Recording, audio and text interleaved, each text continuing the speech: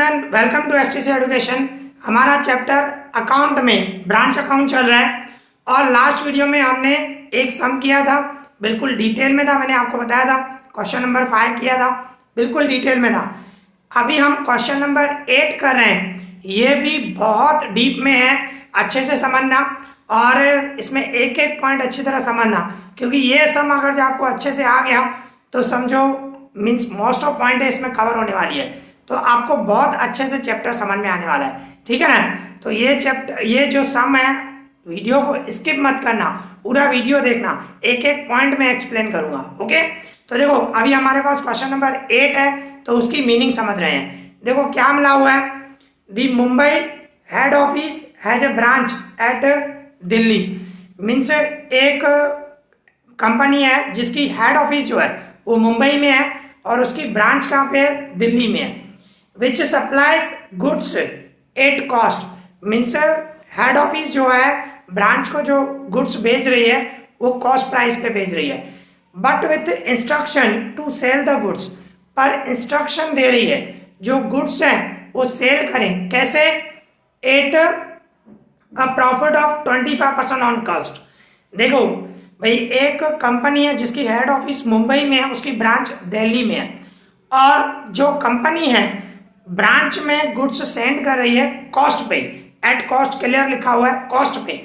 पर उनको इंस्ट्रक्शन दे रही है कि जो भी गुड्स हैं वो आपको सेल कैसे करने हैं, कॉस्ट पे 25% प्रॉफिट ऐड करके। क्लियर देखना, ऑन कॉस्ट ध्यान रखना, कॉस्ट पे 25% प्रॉफिट। और प्रॉफिट किस में होता है, सेल में होता है, सेलिंग प्राइस में। तो हम सेलिंग प्राइस हमें मिली होगी, उसमें से हम प्रॉफिट निकालेंगे, इसमें से हमें क्लोजिंग स्टॉक मिल सकता है। देखते हैं, अगर इसमें भी क्लोजिंग स्टॉक है ना, नहीं मिला हुआ है पूरे क्वेश्चन में, मीन्स आप देखोगे ना, आप यहाँ पे ये देखो स्टॉक है, उसमें आपको क्लोजिंग स्टॉक नहीं दिया हुआ है, क्लोजिंग स्टॉक आपको फाइंड करना है। और क्लोजिंग स्टॉक फाइंड किस तरह करते हैं, ट्रेडिंग अकाउंट जो बनाएंगे ना, तो ये जो इंस्ट्रक्शन दी है ना भाई, प्रॉफिट 25% है, तो प्रॉफिट जो होता है वो सेल के अंदर होता है, तो इसमें से हम ग्रॉस प्रॉफिट निकालेंगे। तो ग्रॉस प्रॉफिट मीन्स फिर ट्रेडिंग अकाउंट क्लोज करेंगे ना, तो उसमें से हमें क्लोजिंग स्टॉक मिलेगा। तो मैं यही बोल रहा हूँ कि ये सब बहुत डीप में है। ठीक है, तो इस तरह है, कंपनी ने उनको इंस्ट्रक्शन दी है भाई जो भी माल सेल कर रहे हो वो कॉस्ट पे 25% प्रॉफिट ऐड करके सेल करना है। ठीक है, फिर क्या बता रहा है, all expenses of branch are paid by the head office. भाई ब्रांच के जो भी खर्चे हैं वो हेड ऑफिस पे कर रही है, except sundry expense. Sundry expense को छोड़ के, सन्ड्री एक्सपेंस मतलब पेटी एक्सपेंस ही होता है, पेटी कैश। ठीक है ना, ध्यान रखना, पेटी कैश अकाउंट हम बनाएंगे जो जैसे लास्ट सब में सिखाया था वैसे ही है। ओके, तो इसमें ये दिया हुआ है। फिर आगे बढ़े, फिर क्या बोल रहा है, from the following details right up branch account in the head office book and trading account and profit and loss account of the branch. Means आपको यही अकाउंट बनाने के लिए बोल रहे हैं भाई, हेड ऑफिस में ये बनाओ, ब्रांच अकाउंट बनाओ, ट्रेडिंग अकाउंट बनाओ, प्रॉफिट एंड लॉस अकाउंट बनाओ, और इसके साथ हम 2 और बनाएंगे, पेटी cash account and debtors account, branch debtors account. ठीक है ना, तो हम ये 4 अकाउंट बनाएंगे। ओके, अभी देखो आपको क्या मिला हुआ है, आगे देखें। देखो 1 अप्रैल 2009 एंड 31 मार्च 2010। तो जो 1 अप्रैल है वो ओपनिंग बैलेंस है और जो 31 मार्च है वो क्लोजिंग बैलेंस है। तो पहले डेप्टर्स दिए हुए हैं, ये डेप्टर्स का ओपनिंग है और ये क्लोजिंग है। ठीक है, स्टॉक है, स्टॉक का ओपनिंग स्टॉक दिया हुआ है, क्लोजिंग स्टॉक नहीं मिला हुआ है, वो हमें फाइंड करना है। हकीकत में यहाँ पे क्वेश्चन मार्क होना चाहिए, बरोबर ना, डैश भी नहीं होना चाहिए, क्वेश्चन मार्क होना चाहिए। जहाँ पे डैश दिया हुआ है ना, ये प्रिंटिंग मिस्टेक है, आप क्वेश्चन मार्क कर देना। क्वेश्चन मार्क का मतलब है आपको क्लोजिंग स्टॉक फाइंड करना है। ओके, इस तरह। फिर इसके बाद आपको प्रीपेड इंश्योरेंस दिया हुआ है, ये ओपनिंग है, ये क्लोजिंग है। अभी प्रीपेड इंश्योरेंस आपको ध्यान हो तो फाइनल अकाउंट जब बनाते थे तो प्रीपेड क्या करते हो आप, माइनस करते हो, ध्यान होगा। एक प्रॉफिट एंड लॉस अकाउंट में इंश्योरेंस लिखते हैं, उसमें से प्रीपेड माइनस करते हैं, और दूसरा पे कहाँ पे करते हो आप, बैलेंस शीट में। फाइनल अकाउंट में हम ऐसे करते थे, पर अभी क्या है, अभी भी होगा प्लस, पर इसमें क्या है, आपको ओपनिंग और क्लोजिंग दोनों दिए गए हैं, प्रीपेड इंश्योरेंस। तो ये ध्यान रखना, प्रीपेड इंश्योरेंस जो होता है ना, प्रीपेड मतलब माइनस करते हैं। तो क्या करोगे, जो क्लोजिंग है ना, क्लोजिंग बैलेंस माइनस ही करेंगे, पर ओपनिंग उसका उल्टा प्लस करेंगे। थोड़ा ध्यान रखना, डीप में है, पर ये सम अगर जो आपको अच्छे से समझ में आया, अच्छे से ध्यान से करोगे, आगे के जो भी सम करेंगे आपको इजी लगने वाले हैं। ये सम थोड़ा टफ लगेगा, तो प्लीज अच्छी तरह ध्यान देना, ठीक है। तो प्रीपेड इंश्योरेंस जो है, जो प्रीपेड मतलब हम माइनस करते हैं तो क्लोजिंग माइनस ही करेंगे, ओपनिंग प्लस करेंगे।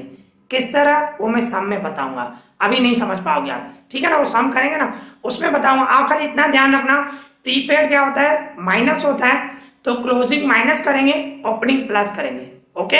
इस तरह ओपनिंग उसका उल्टा करना है, क्लोजिंग जैसे करते हो आप फाइनल अकाउंट में, प्रीपेड माइनस करते हो ना, तो वही आपको क्लोजिंग माइनस ही करना है, ओपनिंग उसका उल्टा प्लस करेंगे, ठीक है। इसी तरह इसके बाद अनपेड सैलरी दी हुई है। अभी अनपेड सैलरी मतलब आउटस्टैंडिंग सैलरी। अभी अनपेड सैलरी आप क्या करते हो, फाइनल अकाउंट में सोचो, प्लस करते हैं हम अनपेड सैलरी, ये भी आपको ध्यान रखना है।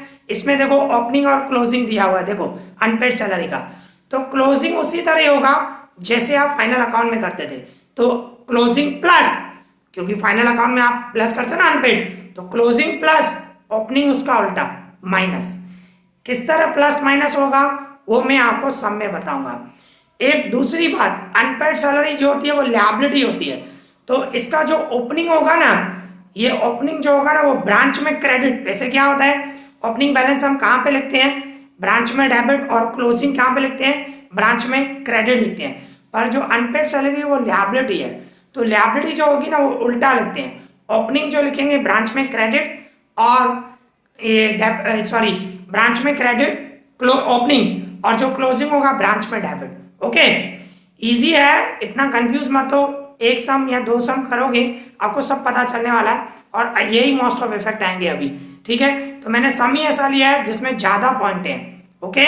इजी है, टफ नहीं है, सिर्फ आप ध्यान रखना कौन सा इफेक्ट कहाँ जा रहा है, और मैं आपको क्लियर बता रहा हूँ बहुत ईजी है, 14 मार्क्स लाना बहुत ईजी है, 14 मार्क्स का सम है ये भी, ठीक है। इजी है, टफ नहीं है, सिर्फ आप ध्यान रखो कौन सा इफेक्ट कहाँ जा रहा है, ठीक है, बस इतना ध्यान रखना, ओके। इसके बाद आपको पेटी कैश मिला हुआ है, उसका ओपनिंग और ये क्लोजिंग दिया हुआ है, ओके। ये तो जैसे रखते हैं ब्रांच में डेबिट और ब्रांच में क्रेडिट, और पेटी कैश में भी ट्रांसफर करेंगे, वो मैं आपको सब समझाऊंगा बोर्ड पे, हम जब सम करेंगे सब पॉइंट आपको क्लियर करूंगा। ये बार क्वेश्चन समझते समय भी आप समझ जाओ तो बहुत अच्छा है, छोटी छोटी पॉइंट है, ठीक है ना। फिर आगे बढ़ते हैं, फिर आगे देखो क्या बोल रहे हैं, amount sent by HO to branch for petty expense, मतलब हेड ऑफिस ने पैसे भेजे हैं ब्रांच को, किसके लिए, पेटी एक्सपेंस के लिए, मतलब ये पेटी कैश है, बराबर ना, ब्रांच ने कैश भेजी है, तो कहाँ पे करते हो आप, ब्रांच अकाउंट में डेबिट और पेटी कैश में भी डेबिट, बराबर ना, ध्यान आया, करके आओ आप लास्ट वीडियो में, मीन्स क्वेश्चन नंबर 5 में, ओके। इसके बाद goods sent by HO to the branch, अभी गुड्स जो है हेड ऑफिस भेज रही है किसको, ब्रांच को, कहाँ पे जाएगा, एक ब्रांच में डेबिट, दूसरा ट्रेडिंग अकाउंट में डेबिट, ठीक है ना, इस तरह। इसके बाद goods return by branch to HO, means branch ने माल वापस किया है, कहाँ पे लिखोगे, ब्रांच में क्रेडिट, और दूसरा ट्रेडिंग अकाउंट में जहाँ पे उनको माल मिला उसमें से माइनस करेंगे रिटर्न, डेबिट साइड, ध्यान आया, ठीक है ना।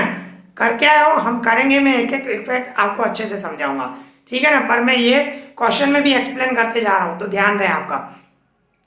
तो इसके बाद देखो क्या बोल रहा है, furniture sent by HO to the branch, अभी देखो कब भेजा है, 1/10/2009, तो उस पर डेबिट निकालोगे ना, अगर जो फर्नीचर भेज रहे हैं हेड ऑफिस तो ब्रांच में डेबिट आएगा, ठीक है ना। वैसे ओपनिंग बैलेंस मिला था, यहाँ पे भाई साल के ड्यूरिंग द ईयर आप भेजा है फर्नीचर, तो ब्रांच में डेबिट आएगा टू फर्नीचर अकाउंट, ठीक है। और ब्रैकेट में ध्यान रखना डेट हमें दी हुई है 1/10/2009, तो 1/10/2009 मतलब 1/10 से लेकर आपकी लास्ट डेट कौन सी है, 31 मार्च, तो 6 मंथ का डेप्री निकलेगा, ध्यान रखना, ठीक है ना, 6 मंथ का। और कितने का फर्नीचर भेजा है, 2000, ओके।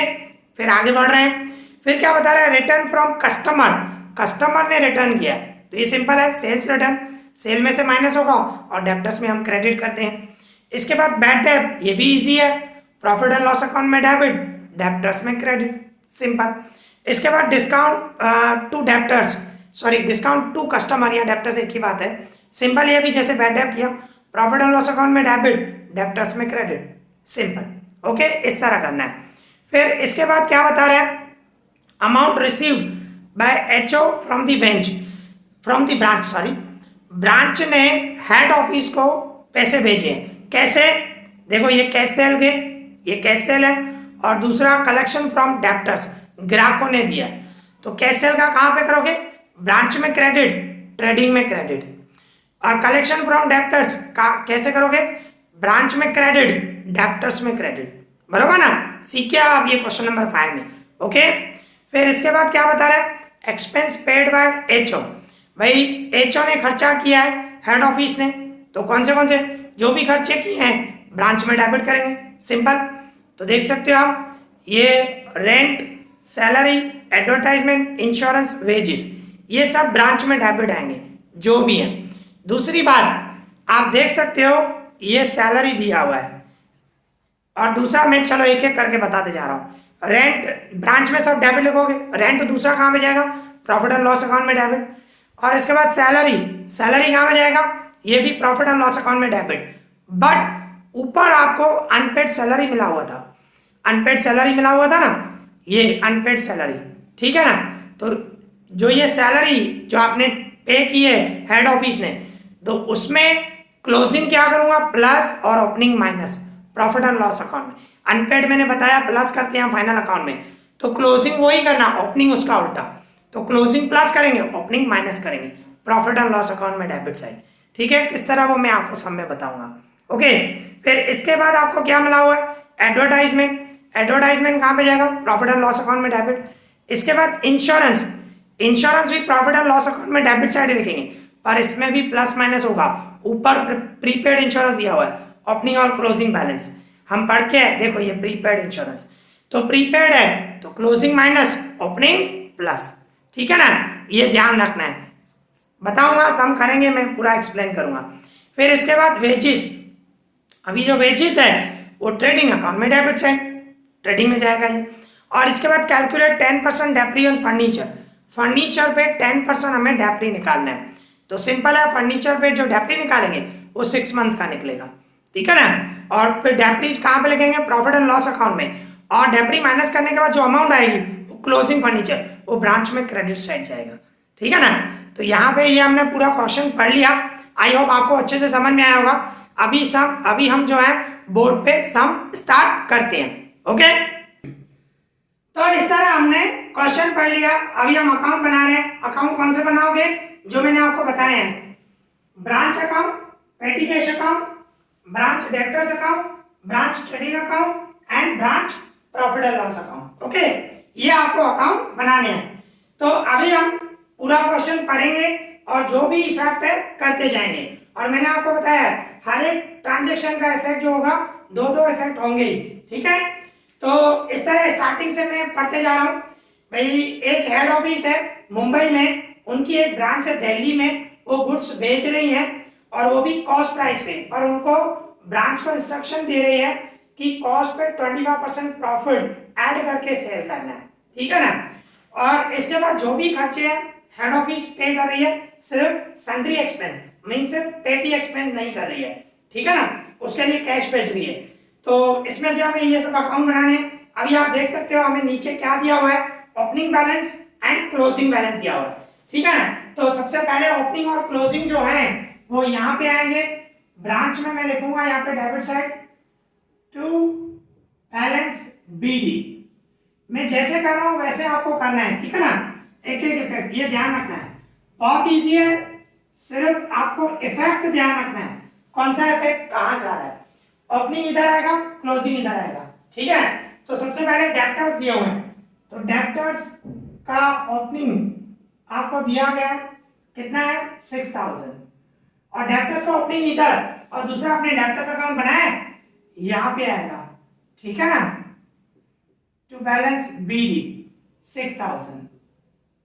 ओके, इस तरह।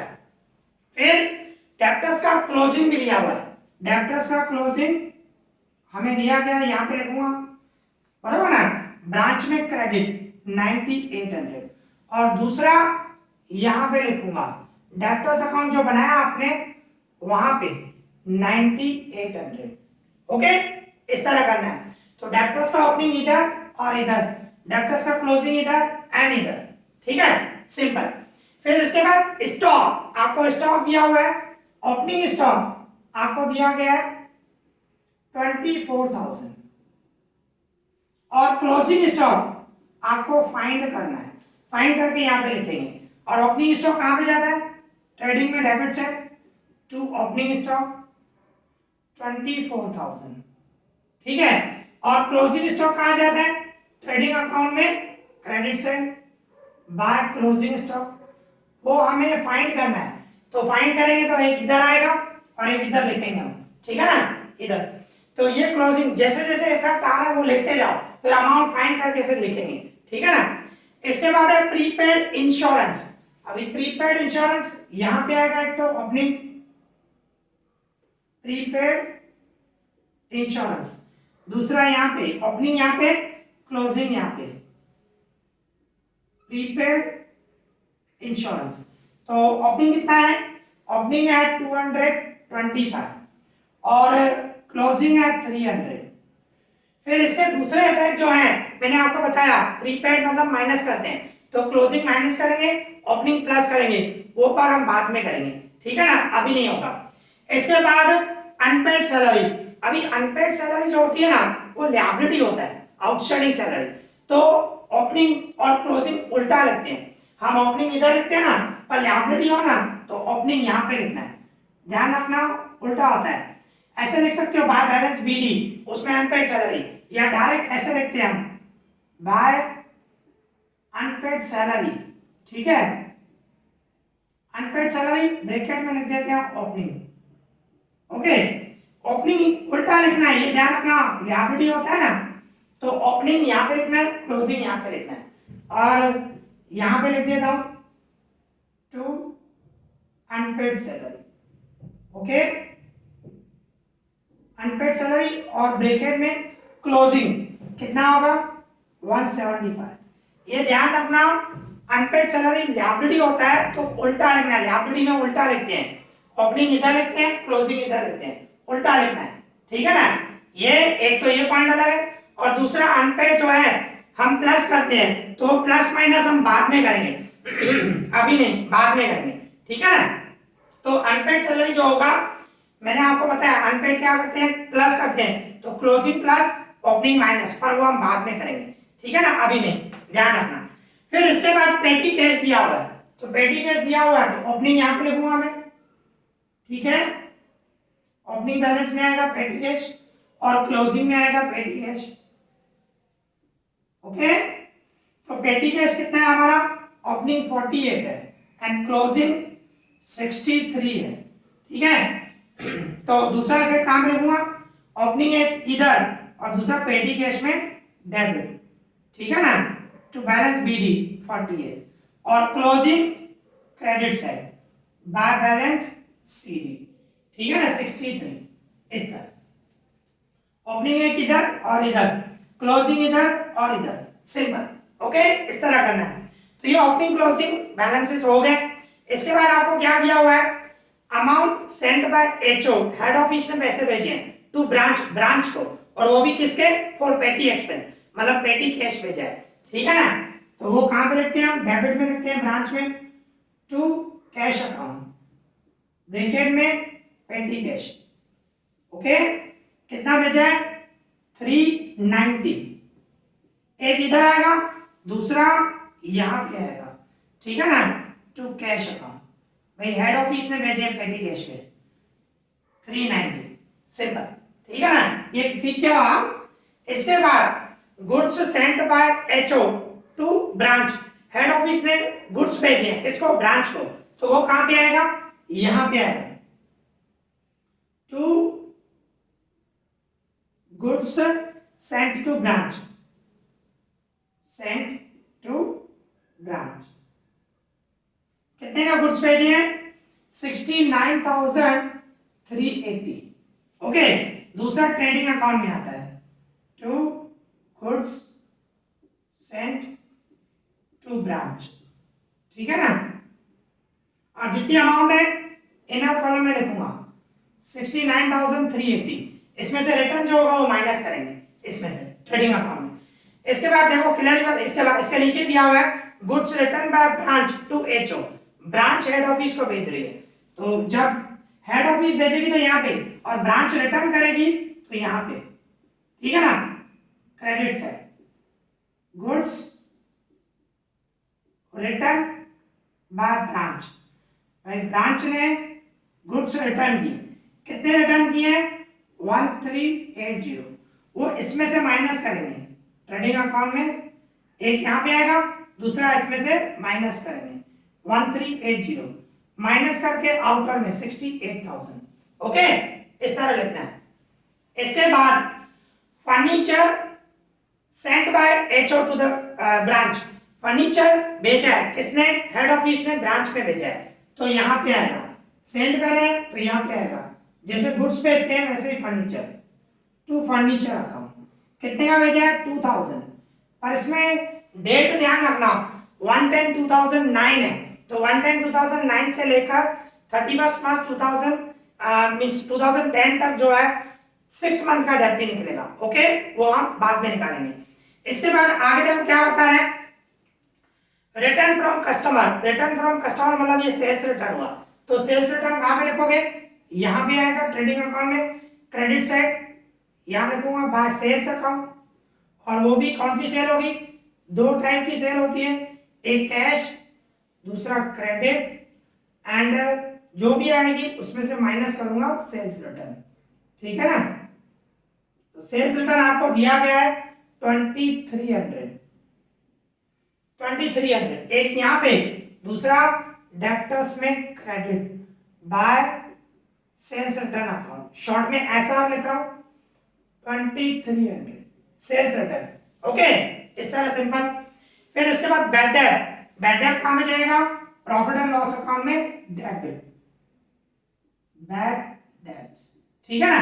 तो बैड डेट्स कितने हैं 680, बैड डेट है 680, एक यहां पे डेबिट, दूसरा कस्टमर में क्रेडिट, ठीक है ना। इस तरह होगा सिंपल 680 सिंपल। फिर इसके बाद डिस्काउंट टू कस्टमर, कस्टमर को डिस्काउंट दे रहे हैं, तो यहां पे आएगा टू डिस्काउंट, कितना है 520, दूसरा इफेक्ट कस्टमर को दे रहा हूं, यहां पे आएगा बाय डिस्काउंट अलॉट, या डिस्काउंट ही लिखो खाली तो भी चलेगा 520। ओके, फिर इसके बाद क्या बता रहा है, amount received by HO from the branch, मतलब ब्रांच ने हेड ऑफिस को भेजे हैं, किसके, cancel and collection from debtors, तो यहां पे आएगा बाय कैश अकाउंट, दो टाइप की कैश आई है, एक तो कैश सेल है, दोनों साथ में लिख सकते हो, और दूसरा कलेक्शन, भाई कस्टमर से कलेक्शन हुई है, ठीक है ना, कलेक्शन फ्रॉम डेब्टर्स, ठीक है ना, डेब्टर्स। तो कितनी हुई है, एक कैश सेल है 16,000, एंड ग्राहकों ने कितने से कलेक्शन हुई है 69,000, दोनों का मिला के कितना हुआ 85,000, ठीक है ना। इस तरह जो कैश सेल है वो यहाँ पे आएगी सेल्स अकाउंट, यहाँ पे कैश सेल 16,000, और जो कस्टमर ने दिए वो यहाँ पे आएंगे कलेक्शन फ्रॉम डेब्टर्स, तो यहाँ पे लिखूंगा बाय कैश अकाउंट, ग्राहकों ने दिए कितने दिए 69,000। ओके, इस तरह सिंपल। इसके बाद आपको क्या दिया हुआ है, expense paid by HO, head office ने खर्चे किए, तो जो भी खर्चे किए वो सब इधर आएंगे ब्रांच में, डेबिट टू कैश अकाउंट, ठीक है ना। जो जो खर्चे किए उन्होंने, रेंट, रेंट के पीछे खर्चा किया, सैलरीज, इसके बाद एडवर्टाइजमेंट,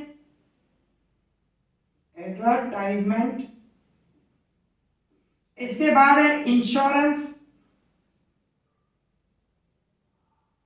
इसके बाद है वेजेस, ये सब खर्चे किए, ठीक है ना। तो वो अमाउंट लिखे, रेंट के पीछे 775, सैलरीज है 1200, एंड एडवर्टाइजमेंट है 650, इसके बाद है इंश्योरेंस 675, एंड वेजेस है 2150। ओके, फिर इन सब का प्लस करके आउटर में लिखूंगा, आपको क्वेश्चन में दिया गया 5450, इन सब का प्लस करके आउटर में, अभी इनके दूसरे इफेक्ट कहाँ पे होंगे, जैसे कि रेंट है, रेंट कहाँ पे जाएगा, प्रॉफिट एंड लॉस अकाउंट में डेबिट जाएगा, ठीक है ना। To rent 775। इसके बाद सैलरीज, सैलरीज भी यहीं पे आएगा, ठीक है, डेबिट में। सैलरीज, सैलरीज कितनी है 1200, पर आपको ऊपर अनपेड सैलरी दी हुई है ओपनिंग और क्लोजिंग, ये ओपनिंग है और ये क्लोजिंग अनपेड सैलरी जो हमने उल्टा लिखा था, बराबर ना। तो ओपनिंग और क्लोजिंग मिला हुआ है, तो अनपेड क्या करते हो फाइनल अकाउंट में आप प्लस करते हो, तो क्लोजिंग प्लस करना है, ओपनिंग उसका उल्टा, इस तरह करते हैं, ठीक है ना। तो पहले क्लोजिंग का इफेक्ट करेंगे, अनपेड सैलरी क्लोजिंग कितनी है वो हम प्लस करेंगे, ठीक है, ध्यान रखना। अनपेड, अनपेड ब्रैकेट में क्लोजिंग कितना है 175 है, क्लोजिंग प्लस करूंगा तो कितना होगा 1375, फिर इसमें से माइनस करना है अनपेड, ध्यान रखना अनपेड, और वो ओपनिंग, ओपनिंग कितना है हमारा 250, ठीक है, माइनस करके आउटर में लिखूंगा, ठीक है ना। तो हमारा क्या दिया हुआ है 1375, उसमें से माइनस करूंगा 250, तो 1125। ओके, तो ये आपको ध्यान रखना है, जब एक्सपेंस दिया हो अनपेड सैलरी प्रीपेड इंश्योरेंस दिया हो तो इस तरह प्लस माइनस करना है, अनपेड है, unpaid closing plus opening minus, ठीक है। तो ये सैलरी देखो, रेंट हो गया, सैलरी हो गया, अभी एडवर्टाइजमेंट, ये भी प्रॉफिट एंड लॉस अकाउंट में डेबिट ही आएगा, ठीक है ना, एडवर्टाइजमेंट, तो एडवर्टाइजमेंट कितना है हमारा 650, आउटर में लिखते हैं। फिर इसके बाद है इंश्योरेंस, अभी जो इंश्योरेंस है वो भी तो आपको मिला हुआ ना प्रीपेड इंश्योरेंस, इंश्योरेंस आपको कितना दिया हुआ है 675 है, ठीक है 675 है। फिर क्या करना है आपको 675 है, और प्रीपेड है, प्रीपेड क्या करते हो आप माइनस, मींस क्लोजिंग माइनस करेंगे ओपनिंग प्लस, आपको क्वेश्चन में दिए गए हैं ये प्रीपेड इंश्योरेंस, ये प्रीपेड इंश्योरेंस, ठीक है ना, closing minus opening plus, okay. तो मैं माइनस करूंगा प्रीपेड, ध्यान रखना क्लोजिंग, एंड इसी में ही लिख देता हूं क्योंकि स्पेस नहीं है तो मैं इसमें ही डायरेक्ट प्लस माइनस करके आउटर में लिख रहा हूं, हकीकत में ऐसे लिखना, मैं माइनस करके नीचे लिखना और उसमें प्लस करना, प्लस करके फिर आउटर में लिखना, ठीक है ना। तो यहां पे मैं लिखूंगा प्रीपेड, प्रीपेड ओपनिंग, ठीक है ना, closing minus opening plus, closing कितना है 300 है और ओपनिंग कितना है, ओपनिंग 225 है, ओके, प्लस माइनस करके आउटर में लिखना है, मींस 675 है हमारा 675, उसमें से 300 माइनस करना है क्लोजिंग, ठीक है, और प्लस करूंगा 225 ओपनिंग, तो कितना आया 600, तो प्लस माइनस करके आपको आउटर में लिखना है 600, तो ये ध्यान रखना, ये न्यू पॉइंट है, ओके। तो इस तरह आपको प्लस माइनस करना है। तो यहाँ पे ये हमने देखो रेंट ले लिया, सैलरी हो गया, एडवर्टाइजमेंट हो गया, इंश्योरेंस हो गया, अभी वेजेस बचे ना, वेजेस ट्रेडिंग अकाउंट में डेबिट साइड आएगा, ठीक है ना, ट्रेडिंग अकाउंट में डेबिट साइड, टू वेजेस कितना है 2150, ओके, इस तरह लिखा मैंने जो है, तो ये भी सब ट्रांसफर हो गए। इसके बाद लास्ट पॉइंट है पे फर्नीचर पे आपको 10% डेप्री निकालना है, ठीक है। तो फर्नीचर पे मैं 10% डेप्री निकालूं तो फर्नीचर है कितना 2000, तो डेप्री ऑन फर्नीचर निकालूं मैं, यहाँ पे मैं कैलकुलेशन कर देता हूँ, डेप्री ऑन फर्नीचर 2000 है, 2000 का 10% एंड 6 मंथ का निकालना है, ठीक है ना, तो कितना आएगा 100, कितना आएगा 100। तो डेप्री ऑन फर्नीचर वो कहां पे लिखते हैं प्रॉफिट एंड लॉस अकाउंट में डेबिट साइड ही लिखेंगे, टू डेप्री ऑन फर्नीचर, यहां पे प्रॉफिट एंड लॉस अकाउंट बड़ा बनाना चाहिए, ठीक है, कितना है 100, डेप्री on furniture profit and loss account में डेबिट, और इसके बाद देखो ये 2000 फर्नीचर है, उसमें से डेप्री निकाल दो 100, रेवेन्यू कितना बचा 1900, तो क्लोजिंग फर्नीचर यहां पे लिखना है, मैंने आपको लास्ट सम में भी बताया था।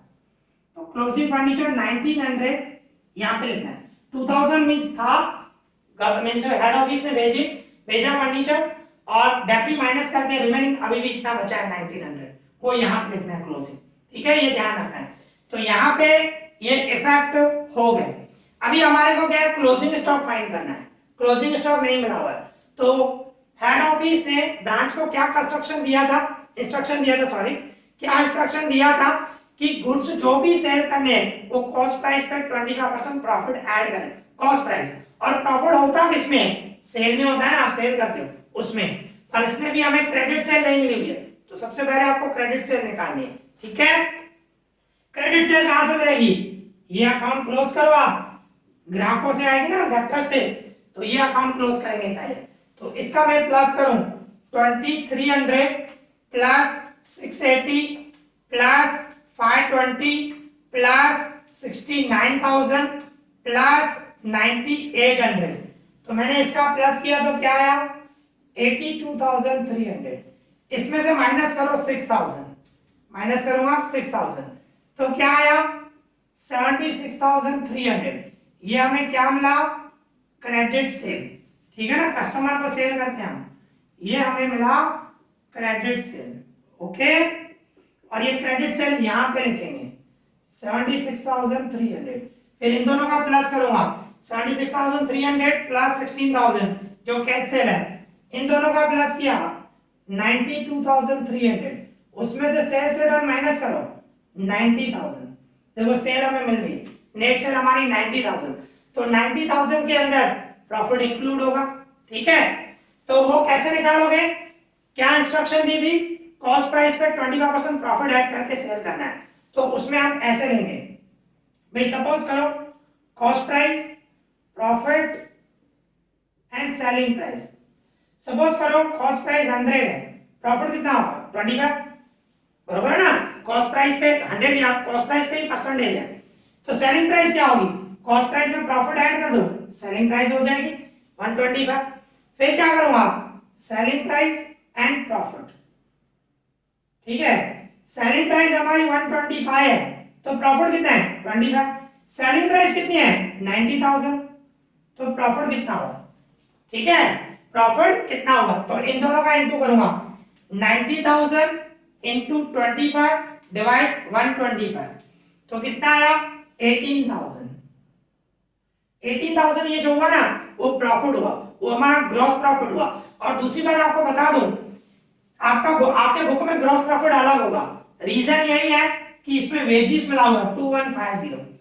ठीक है ना, हमारी गुजरात यूनिवर्सिटी में इस तरह आपको ग्रॉस प्रॉफिट ये 18,000 ही लेंगे, पर आंसर जो है बुक से अलग आएगा, क्योंकि बुक में जो मैं सम करा रहा हूँ वो साउथ यूनिवर्सिटी का है। साउथ यूनिवर्सिटी वाले क्या करते हैं, अलग से स्टॉक अकाउंट बनाते हैं जिसमें वेजेस नहीं देंगे, तो उसमें से क्लोजिंग स्टॉक अलग आएगा। अभी मैं जो फाइंड करूंगा वो अलग आएगा। ठीक है, तो हम जो गुजरात यूनिवर्सिटी में करते हैं वही करेंगे, सिंपल है। तो ये जो है ना हमारा ये ग्रॉस प्रॉफिट आया, तो ये ग्रॉस प्रॉफिट में इधर लिखूंगा, आपके बुक से आंसर अलग आएगा, ध्यान रखना। ओके, आप ऐसे ही करना कंपलसरी। 18,000 ग्रॉस प्रॉफिट आपका कितना है 18,000, तो वो यहां पे लिख दूंगा। अभी मैं इसको डिफरेंस निकालूंगा ना, तो इसमें से हमें क्लोजिंग स्टॉक मिल जाएगा। मींस मैं इसका टोटल करूंगा 18,000, इन सब का debit side means 24,000, just a minute, 24,000 plus 68,000 plus 2150 plus 18,000। ठीक है, तो मैंने इसका प्लस किया तो 1,12,150। ठीक है, आप ग्रॉस प्रॉफिट में से सिर्फ ये 2150 माइनस कर दो, जो बुक में होगा वही आएगा।